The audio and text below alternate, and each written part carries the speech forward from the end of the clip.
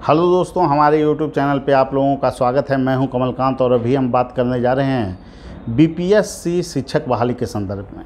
देखिए, अभी जो चेयरमैन सर का कॉन्फ्रेंस हुआ उसके बाद छात्रों में और भी दिग्भ्रम की स्थिति उत्पन्न हो गई।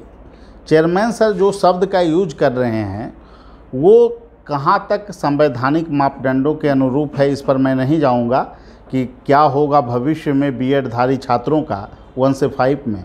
इस पर कुछ अटकलबाजी किए बगैर मैं कुछ बातों की ओर आप लोगों का ध्यान आकृष्ट करना चाहूँगा कि क्या इन बीएडधारी छात्र जो अभी एमए पास हैं और यस्टेट एग्ज़ाम जो है अगर देखा जाए तो कला संकाय में 2011 के पूर्व हुआ है। और चेयरमैन सर जो बात कर रहे थे उसमें उन्होंने एक शब्द का यूज किया है कि एनसीटीई का जो सलाह होगा उसके आधार पे हम प्राइमरी में काम करेंगे। तो क्या एनसीटीई का जो गाइडलाइन है उसमें यस्टेट एग्ज़ाम को हर साल कराने का जिक्र नहीं है? उसमें तो कहा ही गया है कि हर साल होना चाहिए। तो क्या 12 साल तक जो परीक्षा का आयोजन नहीं हुआ उस आधार पर मेरिट का जो है आप आकलन कर रहे हैं, उस आधार पर आप शिक्षक का चयन कर रहे हैं, उसमें भी निगेटिव मार्किंग को आज हटा दिया गया। तो किस प्रकार की गुणवत्तापूर्ण शिक्षा की बात बिहार में की जा रही थी, यह एक बहुत बड़ा सवाल खड़ा होता है। दूसरी नंबर बात यह है कि 2011 के बाद अगर आप देखिएगा तो कला संकाय के लिए आपको जो यस्टेट एग्ज़ाम हुआ 2019 में और उसमें जो है उच्च माध्यमिक के लिए जो है बिहार सरकार के द्वारा कला संकाय में ना तो इतिहास, ज्योग्राफी, भूगोल किसी भी विषय के लिए यस्टेट का एग्ज़ाम का आयोजन नहीं हुआ। जब सरकार चाहती थी कि आगे चलकर हम बीपीएससी के माध्यम से परीक्षा का संचालन करेंगे तो 2019 में कला संकाय के छात्रों के लिए सीटें क्यों नहीं निकाली गई कि यस्टेट का वैकेंसी जो था उसमें इतिहास के लिए, ज्योग्राफी के लिए क्यों नहीं निकाला गया?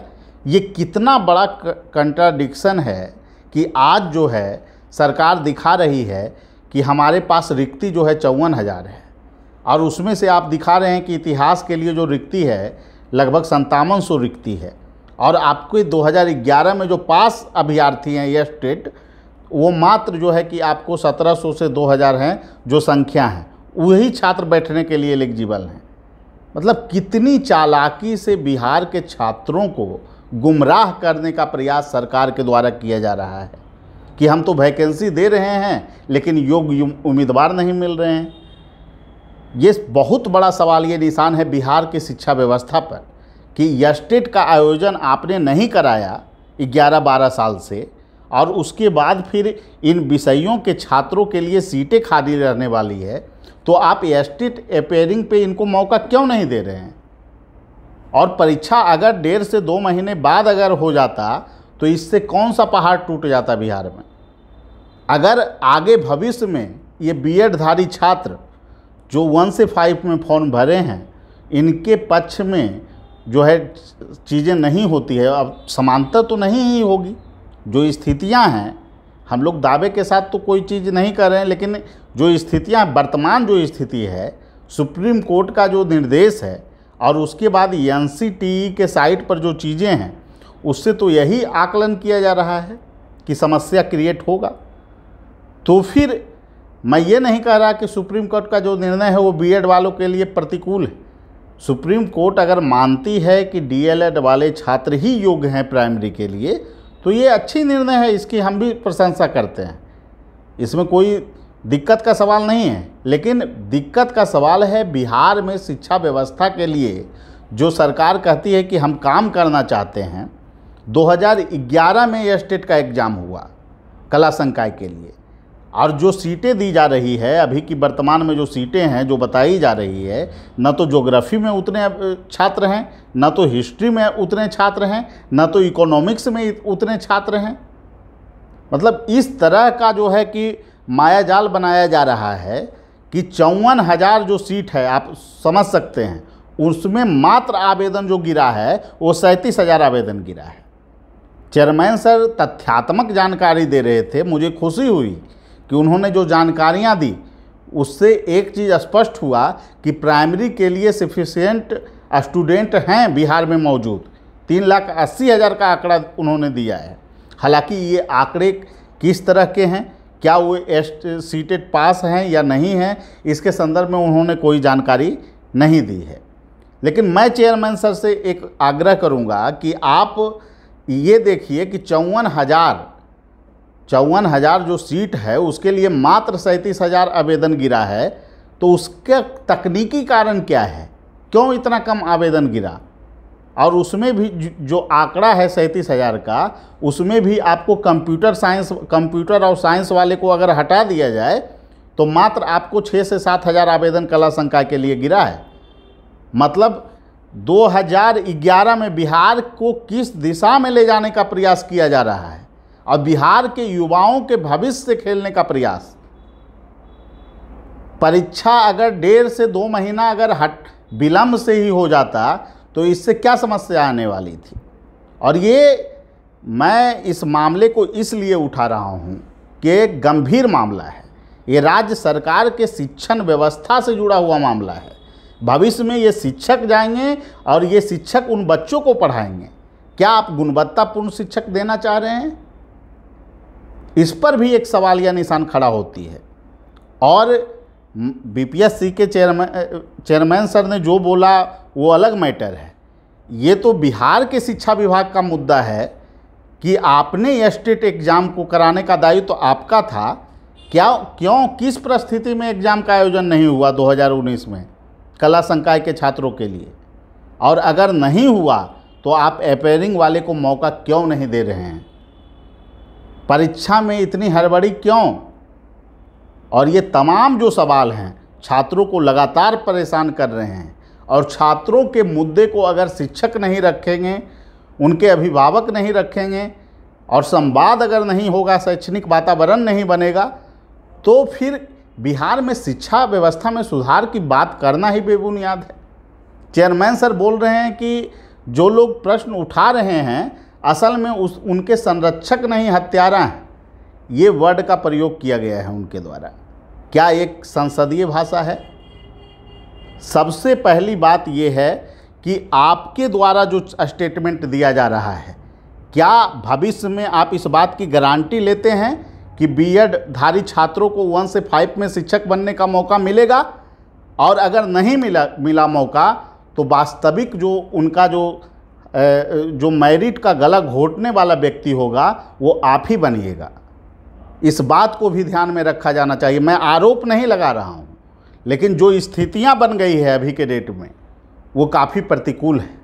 मैं काफ़ी सम्मान करता हूँ बीपीएससी के चेयरमैन सर का कि बिहार में जो बीपीएससी के अंदर जो सुधार हुआ है, आमूलचूल परिवर्तन हुआ है, उसके लिए उनकी काफ़ी सराहना होनी चाहिए। बहुत सारे मानकों में आपने सुधार किया, परीक्षा प्रणाली में आपने सुधार किया।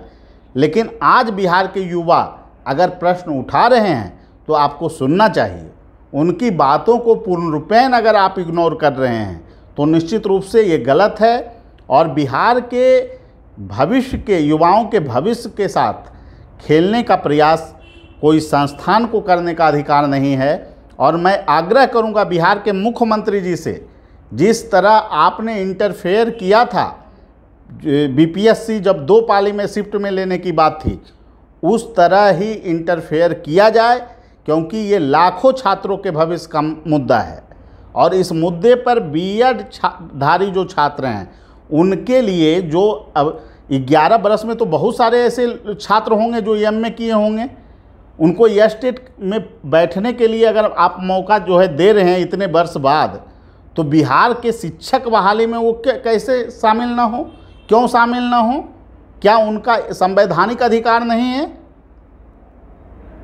एनसीटीई का जब गाइडलाइन का आप एविडेंस दे रहे हैं तो एनसीटीई का ये भी गाइडलाइन है कि हर एक राज्यों में स्टेट का एग्ज़ाम नियमित रूप से होना चाहिए।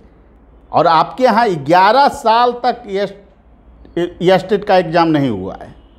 तो इस मामले को गंभीरता से देखना चाहिए। और जितने भी यूट्यूबर हैं, जितने भी शैक्षणिक संस्थान हैं, उनसे हमारा आग्रह होगा कि इस मुद्दे पर आप लोग बढ़ चढ़ कर बोलिए, क्योंकि ये बिहार के युवाओं के भविष्य का मामला है और सभी लोग जब आवाज़ उठाएंगे तो निश्चित रूप से इस पर एक बड़ा कदम जो है कि शिक्षा विभाग के द्वारा, बिहार के मुख्यमंत्री सर के द्वारा, जिनसे लाखों छात्र उम्मीद लगाए हुए हैं कि इस मुद्दे पर कोई ठोस निर्णय होगा, तो यही कहूँगा कि इस मुद्दे को ज़्यादा से ज़्यादा सभी लोग इस मुद्दे को रखिए। मैं डीएलएड वाले जो लोग हैं, डीएलएड वाले जो छात्र हैं, सुप्रीम कोर्ट का अगर निर्देश है कि 1 से 5 में डीएलएड वाले को सिर्फ लिया जाए तो निश्चित रूप से उनका अधिकार है, उनका राइट है। और माध्यमिक में, जहाँ तक माध्यमिक का मुद्दा है, तो माध्यमिक में ठीक है 19 में एस्टेट का एग्ज़ाम हुआ है, तो 19 में एस्टेट का जब एग्ज़ाम हुआ है तो माध्यमिक के लिए जो है कि अपेयरिंग को अलाउ किया जाए या नहीं किया जाए, हो सकता है उसमें अलाउ आप नहीं कीजिए, वो अलग मुद्दा है। लेकिन 2011 में डेट का अंतर भी देखा जाए कि 11 बरस तक, 12 बरस तक अगर एस्टेट का आयोजन नहीं हुआ तो क्या इसके लिए राज्य सरकार दोषी नहीं है? यह एक गंभीर मुद्दा है और इस पर निराकरण होना चाहिए, क्योंकि ये लाखों छात्रों के भविष्य का मुद्दा है और ये उनके सिर्फ भविष्य का सवाल नहीं है, बिहार के शैक्षणिक वातावरण पर इसका क्या असर पड़ेगा ये भी ध्यान में रखा जाना चाहिए, क्योंकि ये भविष्य के शिक्षक बनने जा रहे हैं। इन पर सारी जो है कि शैक्षणिक माहौल निर्भर करेगी। तो इसलिए गुणवत्तापूर्ण अगर आप शिक्षा चाहते हैं तो एस्टेट अपेयरिंग को भी आप कम से कम उच्च माध्यमिक में कला संकाय के लिए मौका जरूर दीजिए। और परीक्षा की तिथि में अगर कोई आंशिक परिवर्तन हो जाएगा तो इससे बहुत बड़ा भूचाल बिहार में नहीं आने जा रहा है। तो इस मुद्दे को ध्यान में रखा जाए और सभी लोगों से मेरी अपील होगी कि इस मुद्दा पर बढ़ चढ़कर आप लोग बोलिए और निश्चित रूप से इस समस्या का निराकरण होना चाहिए। आप लाखों छात्रों के भविष्य को अंधकार में अगर जो है कि भविष्य को अंधकार की ओर ले जा रहे हैं, अगर एग्ज़ाम हुआ, केस फंसा, लंबा प्रक्रिया चला, तो उसके लिए जिम्मेदार कौन होगा? तो ये तमाम बातें हैं जो कि आपके साथ साझा करनी थी और फिर अगले वीडियो में मिलेंगे। और चूँकि इस तरह का माहौल बन गया है कि छात्र हम तो पिछले वीडियो में भी बोले कि आप लोग पढ़ाई कीजिए, लेकिन बहुत सारे छात्र फ़ोन कर रहे हैं कि सर समस्या तो बनी ही हुई है, हम लोग का क्या होगा? अगर बाहर कर देगा तो हम लोग का क्या फिर रह जाएगा स्थिति? तो इस पर ध्यान दिया जाए। ये युवाओं का मुद्दा है, ये शैक्षणिक वातावरण का मुद्दा है। चेयरमैन सर आज हैं, कल कोई और चेयरमैन सर आएंगे, निश्चित रूप से परीक्षा कराना आपका काम है, लेकिन अगले चेयरमैन सर आएंगे तो वो भी ईमानदार होंगे, ऐसी भी हम लोग अपेक्षा करते हैं। ऐसा थोड़ी हो जाएगा कि 1-2 महीना में एग्ज़ाम अगर नहीं हुआ तो बहुत बड़ा भूचाल आ जाएगा बिहार में, ऐसी स्थिति नहीं है। तो इसको ध्यान में रखकर निश्चित रूप से जो 11 साल तक एस्टेट का एग्ज़ाम नहीं हुआ है तो अपेयरिंग का मौका क्यों नहीं दिया जाएगा?